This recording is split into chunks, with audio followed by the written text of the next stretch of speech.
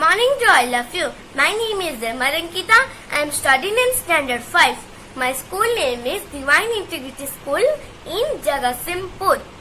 As all of you now hearing about coronavirus day and night on social media, newspaper and media channels. So, it's time to know more about coronavirus.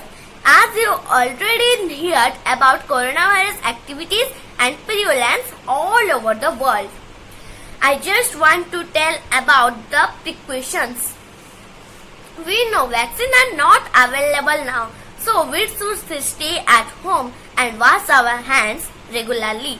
Do not be panicked if someone is suffering from fever, cold, cough, breathing problem, then consult with doctor immediately and maintain social distance.